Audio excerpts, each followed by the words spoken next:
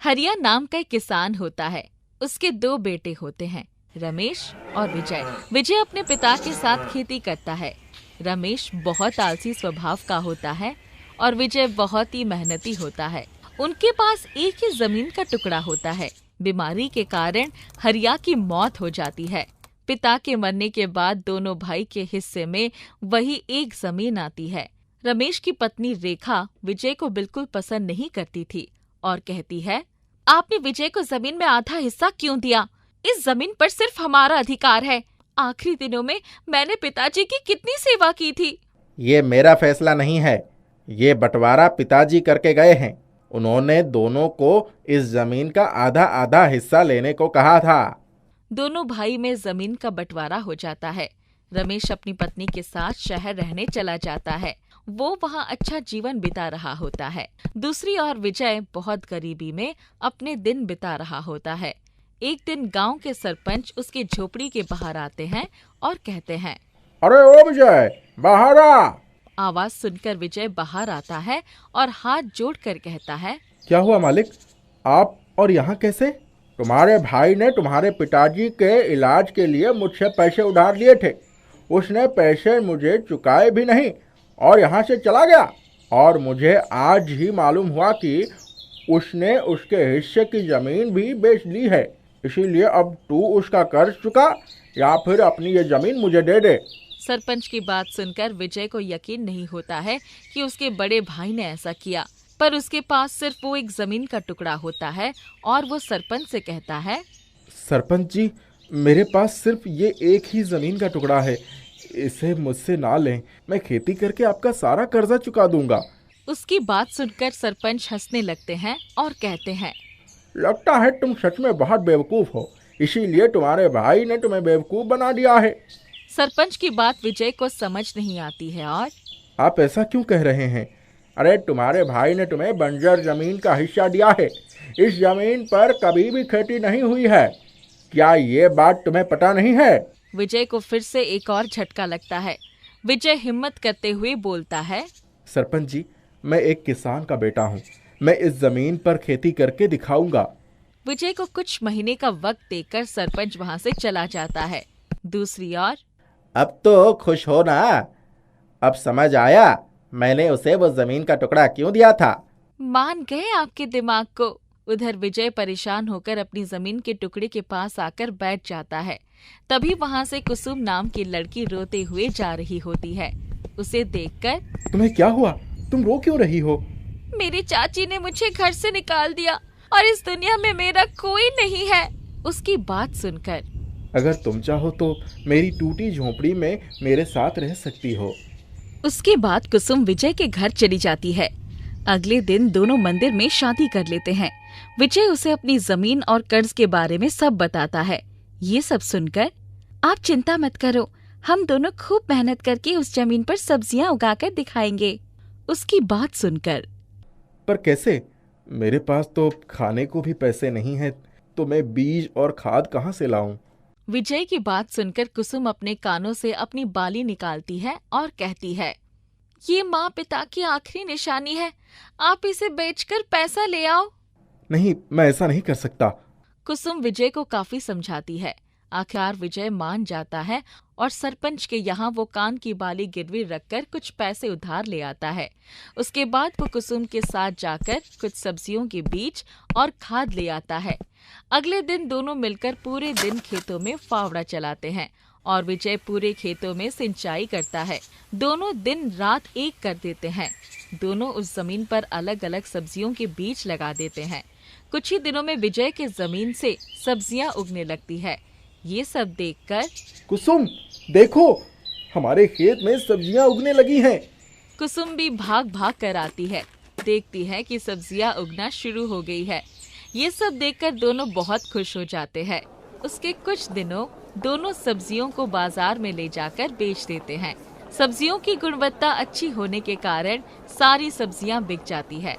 आमदनी काफी अच्छी होने लगती है। देखते ही देखते विजय सरपंच के सारे पैसा चुका देता है और अपनी पत्नी के कान की बालियां भी छुड़ा लेता है।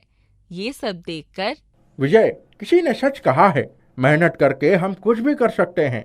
तुमने अपनी मेहनत से एक जमीन पर खेती करके ये साबित कर दिया, वो भी एक बंजर जमीन पर। उसके बाद सरपंच खुश होकर उसे अपनी कुछ जमीन पर भी खेती का काम दे देते हैं। विजय कड़ी मेहनत के साथ ऐसे ही काम करते रहता है। कुछ ही सालों में वो काफी अमीर आदमी बन जाता है। सारे गांव वाले उसका बहुत सम्मान करते हैं। दूसरी ओर रमेश का शहर में नौकरी छूट जाती है और वो काफी समय से बेरोजगार चल रहा होता है, जिसकी वजह से एक दिन, कितने दिन हो गए, तुम्हें न जाने कब नौकरी मिलेगी, मैं ऐसे नहीं रह सकती हूँ, मैं अपने माता पिता के घर जा रही हूँ। रेखा रमेश को छोड़कर वहाँ से चली जाती है। रमेश भूखा प्यासा इधर उधर घूम रहा होता है कि उस समय उसे अपने भाई के साथ किए व्यवहार पर पछतावा होता है और लगता है भगवान ने मुझे सजा दी है। मैंने अपने भाई को बेवकूफ बनाया। एक बार गांव जाकर उससे माफी मांग लेता हूँ। अगले दिन रमेश गांव पहुंचता है। गांव वाले उसे देखकर बातें करने लगते हैं। रमेश सीधे अपनी टूटी झोंपड़ी के पास जाता है और बहुत हैरान हो जाता है। वहां पर टूटी झोंपड़ी की जगह एक बहुत बड़ा घर होता है। बड़ी सी गाड़ी होती है। इतने में घर के अंदर से विजय कुसुम के साथ निकलता है। विजय ने बहुत अच्छे कपड़े पहन रखे होते हैं। ये सब देखकर, अरे विजय कैसे इतना अमीर बन गया? इतने अच्छे कपड़े, गाड़ियाँ और घर कहाँ से आया? तभी विजय देखता है कि दरवाजे पर उसका बड़ा भाई खड़ा है। उसे देखकर, भैया आप और यहाँ, ये आपने अपनी कैसी हालत बना रखी है? रमेश अपने भाई से माफी मांगता है और उसे सारी बातें बताता है। उसकी बात सुनकर, भैया मुझ गरीब किसान को जमीन के टुकड़े ने ही इतना अमीर बनाया है, जिसे आपने बंजर और बेकार समझकर मुझे दे दिया था। रमेश फिर से माफी मांगता है। उसके बाद तीनों खुशी खुशी रहने लगते हैं। राधा और पवन का पापड़ का व्यापार था। राधा पापड़ बना के रखती थी और पवन उन्हें बेचता था, जिसकी वजह से वे पापड़ वाली राधा के नाम से जानी जाती थी। वो तरह तरह के पापड़ बनाती थी, कभी मूंग दाल के, कभी आलू के, कभी सूजी के, तो कभी मैदे के। राधा जी, आपने जो लहसुन के पापड़ बनाए थे वो बहुत ही स्वादिष्ट थे। मेरी आगरा वाली चाची को वो बहुत पसंद आए थे। ये तो बहुत अच्छी बात है कि मेरे बनाए हुए पापड़ अब आगरा में भी पसंद किए जा रहे हैं। इससे अच्छी और क्या बात हो सकती है। मुझे 2 पैकेट वही पापड़ चाहिए। मेरी चाची को वो बहुत पसंद आए हैं। हाँ हाँ, क्यों नहीं, मैं अभी तुम्हारे घर पर भिजवा देती हूँ। अजय सुनते हो, सामने वाले घर में पापड़ पहुँचाने हैं। हाँ, तुम पापड़ बनाती रहो और मैं बेचता रहता हूँ। बस यही काम रह गया है, मुझको और तो कुछ काम है नहीं। तो क्या हुआ, तुम्हें तो बस पापड़ देकर आना होता है। तुम्हें क्या पता पापड़ बनाने में कितनी मेहनत करनी पड़ती है। तरह तरह की पापड़ बनाती हूँ मैं, उनमें मसाले नाप तोल कर डालती हूँ, जिससे सभी को वो पापड़ पसंद आए। एक दिन चौल में पानी को लेकर राधा का सुमन से झगड़ा हो जाता है, जिसकी वजह से राधा सुमन को बहुत खरी खोटी सुनाती है। सब अपने अपने घर चले जाते हैं, पर सुमन के मन में ये बदले की आग दहकने लगती है। हम दिन रात ऑफिस में मेहनत करके इतना पैसा नहीं कमा पाते जितना ये खाली पापड़ बेचकर ही कमा लेती है। घर में बैठकर थोड़े पापड़ क्या बना लिए, इसमें तो घमंड आ गया। इसका घमंड तो तोड़ना ही होगा। सुमन मौका देखकर उसके घर में आग लगा देती है, जिससे उसका घर ढूंढ ढूंढ करके जलने लगता है। जब राधा को ये दिखता है तो वो कहती है, हे भगवान, ये क्या हो गया, मेरा घर धू धू करके जल रहा है। मैं जरा सा घर से बाहर क्या गई, न जाने ये आग कैसे लग गई। सब कुछ जलकर तबाह हो गया। अब तो हमारे पास कुछ भी नहीं बचा। अब हम क्या करेंगे। पूजा और पवन बहुत परेशान हो जाते हैं। वो अपने नसीब को कोस रहे होते हैं। फिर वो अंदर जाकर देखते हैं तो उन्हें एक कुकर मिलता है। ये तो मेरी माँ का कुकर है। इसमें माँ मुझे खिचड़ी बनाकर खिलाती थी। बहुत ही स्वादिष्ट खिचड़ी बनती थी। अब बस सासू माँ का आशीर्वाद ही बचा है, इसी से हमें सहारा मिलेगा। मैं बाजार दाल चावल लेने गई थी। ये दाल चावल ही अब हमारे पास बचे हैं। इन्हीं को मिलाकर मैं खिचड़ी बना लेती हूँ। कम से कम पेट तो भरेगा, फिर आगे की सोचेंगे क्या करना है। राधा खिचड़ी बनाकर तैयार करती है। तब तक रात हो गई होती है। वहाँ पर एक नौजवान आता है और राधा से कहता है, सुनिए, मुझे बहुत तेज भूख लगी है और सारे होटल भी बंद हो चुके हैं। मेरा भूख के मारे बहुत बुरा हाल है। क्या मुझे कुछ खाने को मिल सकता है? मैं यहाँ पर नया आया हूँ और किसी को जानता भी नहीं। आपको देखा तो सोचा आपसे ही मदद ले लेता हूँ। हमने तो खिचड़ी बनाई है, अगर आप चाहें तो इसे खा सकते हैं। हमारे लिए अतिथि भगवान के समान होते हैं। ये लो, आप खिचड़ी खा लो। अशोक जब खिचड़ी खाता है तो उसको वो बहुत स्वादिष्ट लगती है। वो और खिचड़ी मांगता है। हे भगवान, मैंने तो थोड़ी सी ही खिचड़ी बनाई थी, मेहमान को तो और खिचड़ी चाहिए, क्या करूं? समझ नहीं आ रहा। देखती हूँ कुकर में थोड़ी सी खिचड़ी बची हो तो। राधा जैसे ही कुकर में देखती है तो कुकर खिचड़ी से भरा हुआ होता है। उसे बहुत ही अचंभा होता है और वो पवन को सारी बात बताती है। ये मेरी माँ का कुकर है। बुरे वक्त में माँ हमारी सहायता कर रही है। ये कुकर जादुई है। मुझे लगता है कि इसमें कभी खिचड़ी खत्म ही नहीं होगी। माँ के आशीर्वाद से हम इसी से आगे बढ़ेंगे। बुरे वक्त में यही हमारे काम आएगा। पवन और राधा जितनी खिचड़ी उसमें से निकालते, वो कुकर फिर से उतना ही भर जाता। उधर अशोक को उनके हाथ की खिचड़ी इतनी पसंद आती है कि वो उसे बहुत सारे पैसे देकर कहता है, आपके हाथ की खिचड़ी इतनी अच्छी है कि मुझे अपने होटल के लिए स्पेशल डिश मिल गया है। मैं एक होटल का मैनेजर हूँ और अपने होटल के लिए स्पेशल डिश ढूंढ रहा था जो मुझे नहीं मिल रही थी। आपके हाथों में तो जादू है। क्या आप मेरे होटल के लिए काम करेंगे? दोनों ये बात सुनकर बहुत खुश होते हैं, परंतु वो एक होटल में काम करने के साथ साथ अपना एक अलग ठेला भी लगाते हैं जिसमें वो खिचड़ी और पापड़ बेचते हैं। वो खिचड़ी और पापड़ जादुई बन जाते हैं जिससे लोगों की बहुत मदद होती है। गरीब लोगों को वो मुफ्त में खिचड़ी और पापड़ खिलाते, जिससे गरीबों का पेट भरता है और उनके सारे रोग दूर हो जाते हैं। ये बात शहर में आग की तरह फैल जाती है। हमारी ये खिचड़ी पापड़ सासू माँ के आशीर्वाद से जादुई हो गया है, इससे सभी रोग दूर होते हैं। ये हमारे लिए कितने गर्व की बात है कि हमारे वजह से लोग अपनी परेशानी से मुक्त हो रहे हैं। हाँ राधा, इसीलिए तो मैं काम के साथ साथ लोगों की सेवा भी करता रहता हूँ। राधा और पवन उस खिचड़ी पापड़ की वजह से बहुत प्रसिद्ध हो गए थे और अमीर भी होते जा रहे थे। ये बात सुमन को पसंद नहीं आ रही थी। वो जब जादुई खिचड़ी पापड़ के बारे में सुनती है तो वो उसे चुराने की सोचती है। एक वक्त में राधा ने मेरी बहुत बेइज्जती की थी। अब मैं बताऊंगी कि बदला क्या होता है। मैं उसकी खिचड़ी पापड़ को चुरा लाऊंगी और जब खिचड़ी पापड़ उसके पास नहीं रहेंगे तो वो लोगों की मदद नहीं कर पाएगी। सुमन रात के अंधेरे में राधा के घर पहुंच जाती है और मौका पाकर घर में घुस जाती है। अच्छा मौका है, राधा और पवन सोए हुए हैं। खिचड़ी और पापड़ रसोई में ही रखे हुए होंगे। मैं अभी वहाँ से दोनों चीजों को लाकर अपने साथ ले जाती हूँ। सुमन रसोई में जाकर कुकर और पापड़ देखती है। जैसे ही उन्हें हाथ लगाती है तो कुकर फट जाता है और सारी खिचड़ी उसके मुंह पर लग जाती है। वो गर्म खिचड़ी की वजह से चिल्लाने लगती है।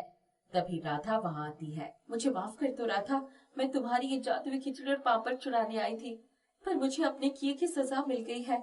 मुझे बचाओ और यहाँ से जाने दो। मैं आज से इस तरफ मुंह करके भी नहीं सोऊंगी। सुमन वहाँ से भाग जाती है और वहीं दूसरी ओर राधा पवन लोगों की मदद करते हुए अपना जीवन यापन करते रहते हैं। वो सभी के फेवरेट बन जाते हैं। अंबाला नाम की एक जगह में 3 दोस्त रहते थे। तीनों में बहुत गहरी दोस्ती थी। एक दिन तीनों को आम चोरी करने के कारण घर पर बहुत डांट पड़ी। तीनों दुखी होकर गांव के पास के जंगल की ओर चले गए। जंगल में उन्हें एक गुफा दिखी जिससे बहुत डरावनी आवाजें आ रही थी। आवाज को सुनकर राजू बोलता है, इस गुफा में से कैसी कैसी अजीब आवाजें आ रही हैं। मुझे तो बहुत डर लग रहा है। चलो घर वापस चलते हैं और जो हुआ उसे भूल जाते हैं। अरे डरते क्यों हो? किसी जानवर की आवाज होगी। चलो अंदर चल के देखते हैं। हाँ चलो चलकर देखें आखिर इस गुफा में है क्या। वो तीनों गुफा के अंदर चले जाते हैं। वहाँ पर उन्हें एक बहुत पुरानी मूर्ति दिखती है जिसके हाथ में एक बहुत ही सुंदर तलवार होती है। जैसे ही राजू तलवार को छूता है वैसे ही एक दरवाजा खुल जाता है। दरवाजा खुलते ही वो तीनों अंदर चले जाते हैं। उस कमरे में उन्हें एक संदूक दिखाई देता है। अरे यार मुझे बहुत डर लग रहा है। हम लोग अभी यहाँ पर क्या कर रहे हैं? हमें तो इस वक्त पर घर पर होना चाहिए। कितना डरते हो यार? वैसे भी हमें हमारे माँ बाप ने घर से निकाला है। हम अपनी मर्जी से बाहर नहीं आए हैं। जो भी है गलती तो हमारी ही थी। हमें जाकर अपने मम्मी पापा से सॉरी बोलना चाहिए। ठीक है चलते हैं, लेकिन पहले देख तो ले इस संदूक में है क्या। राजू बहुत मुश्किल से उस संदूक को खोलता है, पर उन्हें संदूक में कुछ नहीं मिलता। हाँ ठीक कहते हो, हमें घर पर वापस चले जाना चाहिए। और वैसे भी हमारी इतनी अच्छी किस्मत कहाँ कि हमें खजाना मिले, यहाँ पर तो कुछ नहीं है। चलो चलो वापस चलते हैं। हाँ सही कहते हो, हमारी इतनी अच्छी किस्मत कहाँ, चलो चलें। जैसे ही तीनों वापस जाने लगते हैं, वैसे ही बहुत अजीब आवाजें आने लगती हैं और जमीन हिलने लगती है। वो तीनों बहुत ही डर जाते हैं और चंदू जैसे ही पीछे मुड़कर देखता है, तब उसे उस संदूक में एक सिक्का दिखाई देता है जो कि बहुत ही चमक रहा होता है। हाँ, ये तो सिक्के की तरह दिख रहा है और बहुत ही चमक भी रहा है। राजू जल्दी से उस सिक्के को उठा लेता है। जैसे ही वो सिक्का उठाता है, वैसे ही जमीन का हिलना और आवाज बंद हो जाती है। सिक्के को लेकर वो तीनों गुफा के बाहर निकल जाते हैं। ये सिक्के मेरे हुए। अरे कैसे? सिक्के को पहले मैंने देखा था तो ये मेरा हुआ। अरे अरे, तुम लोग झगड़ क्यों रहे हो? एक सिक्का ही तो है, कोई भी रख लो। ये कोई आम सिक्के नहीं है, जादुई सिक्के मालूम होते हैं। इसे तो मैं ही रखूंगा। जादू वगैरह कुछ नहीं होता। अरे जो भी हो, ये सिक्के मैंने पहले देखे थे, इसलिए ये मेरे हुए। देख राजू, इसे सीधे सीधे दे दे, वरना अच्छा नहीं होगा। राजू और चंदू बहुत बुरी तरह से एक दूसरे से झगड़ा करने लगते हैं। रीता ये सब देखकर सिक्के को हाथ में ले लेती है और बोलती है, अगर ये सिक्का जादुई है तो ये दोनों के झगड़े सुलझ जाएं, ये दोनों पहले की तरह दोस्त बन जाएं। और होता भी वैसा ही है। दोनों सिक्के के बारे में भूल जाते हैं। रीता समझ जाती है कि ये सिक्का कोई आम सिक्का नहीं, ये जादुई सिक्का है।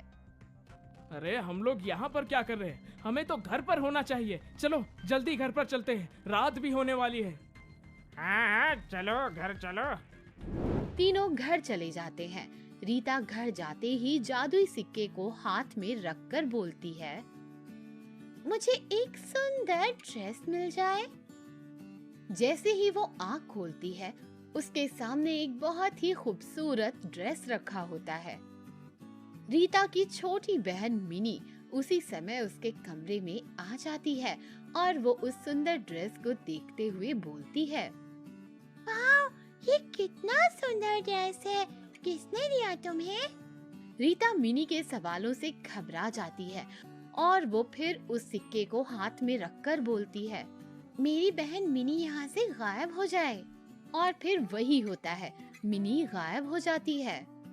उसी समय रीता की मम्मी सुनीता मिनी को ढूंढते हुए उसके कमरे में आ जाती है। तुमने मिनी को कहीं देखा क्या? नहीं तो, वो अपने कमरे में होगी। मैंने तो उसे तुम्हारे कमरे की ओर आते देखा था। मैंने कहा ना, वो यहाँ पर नहीं है। रीता की मम्मी कमरे से बाहर चली जाती हैं। ये मैंने क्या कर दिया?